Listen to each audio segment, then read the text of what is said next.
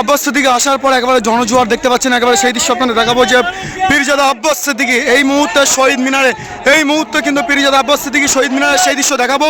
পীরজাদা আব্বাস সিদ্দিকী শহীদ মিনারে তিনি আসলেন এবং আসার পর একেবারে সাধারণ মানুষ এবং আইএসএফ নেতাকর্মীদের একেবারে উল্লাস, সেই দৃশ্য আপনাদের সরাসরি দেখানোর চেষ্টা করছি। পীরজাদা আব্বাস সিদ্দিকী এই মুহূর্তে কিন্তু শহীদ মিনারে পৌঁছে গেছে, সেই দৃশ্য আপনাদের দেখাবো। পীরজাদা আব্বাস সিদ্দিকী দেখতে পাচ্ছেন এই মুহূর্তে সবচেয়ে বড় খবর।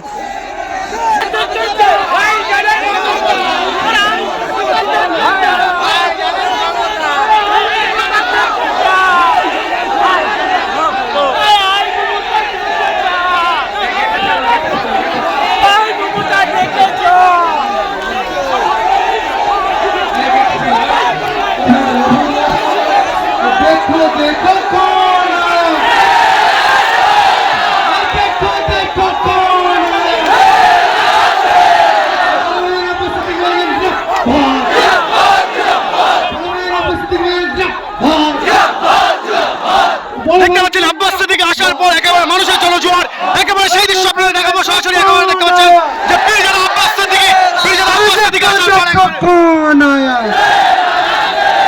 বড় ভাইজান স্বাগতম, বড় ভাইজান স্বাগতম।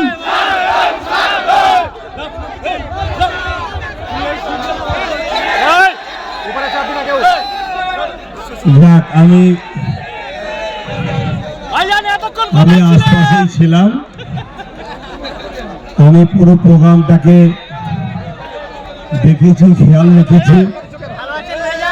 সবাই যদি মাঠেই চলে আসে তাহলে বাইরেটা কে দেখবে? আমি 5 বছরের ফল নওশাদ সিদ্দিকী এবং তার সহযোদ্ধা আপনারা সবাই আপনাদের চেষ্টায় বিধানসভা আসতে হয়, তখন অনেকটা বাকি আছে, কিন্তু আজকের এই শহীদ মিনারের ময়দানে আপনারা যেভাবে প্রোগ্রাম ধুলো উড়িয়ে দিয়েছেন, সামনে 26-এ আপনাদের অলরেডি হয়ে গেছে। আপনাদের এতটুকুই বলবো, আমি সকলকে যে ব্যারিকেড ছিল যে 5 বছর পর কমসে কম ব্যারিকেড যেন হয়, এই সরকার এখনো ভেঙে দিইনি। সেনাবাহিনী বন্ধুরা বলেছেন আমাদের প্রোগ্রাম চলছে, নিশ্চয়ই নায়ক দাদা আছে দেখছেন, 31শে মার্চ পর্যন্ত প্রোগ্রাম আছে।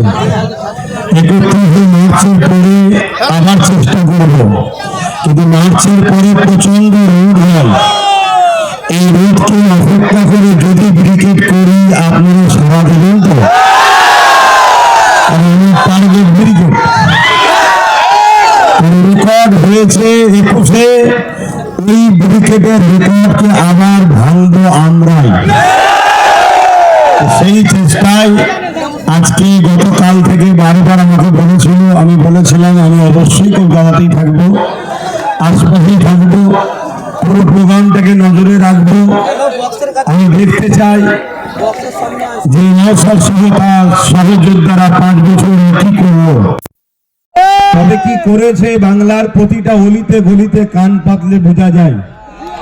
এই বাংলায় বর্তমান বিরোধী শক্তি যদি কেউ থাকে আজকের দিন পর্যন্ত, সেটা হলো আইএসএফ।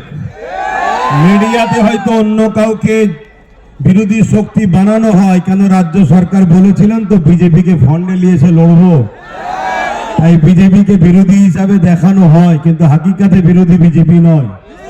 তাই এই সরকারের পতনের পরে যে গভর্নমেন্টটাই বাংলায় হবে, সেই গভর্নমেন্টটার নাম হলো আইএসএফ।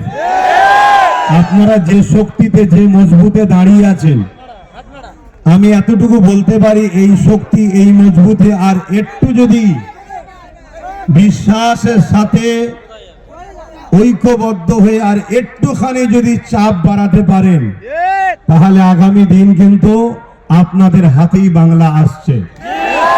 তো যাক, আমি আপনাদের এই প্রোগ্রাম দেখেছি, সবই খুব ভালো লেগেছে।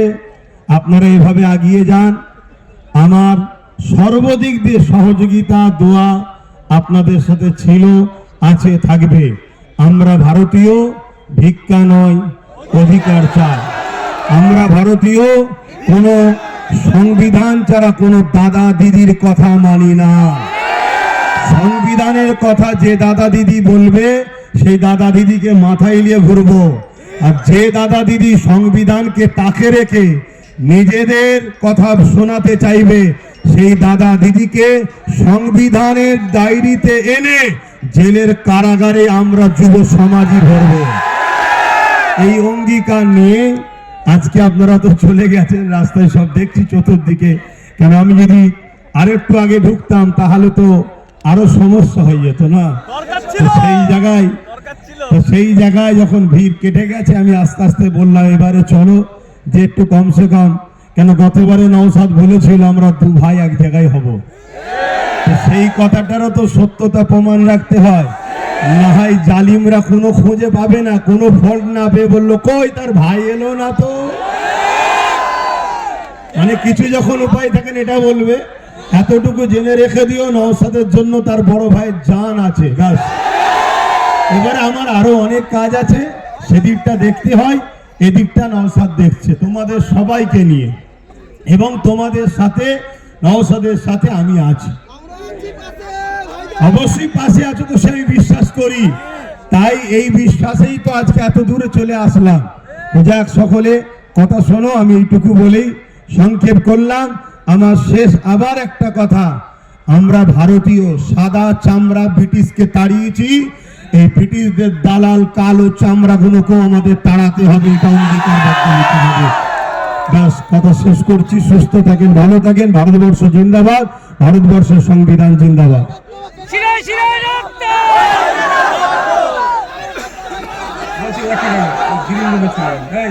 ভাইজানকে নিয়ে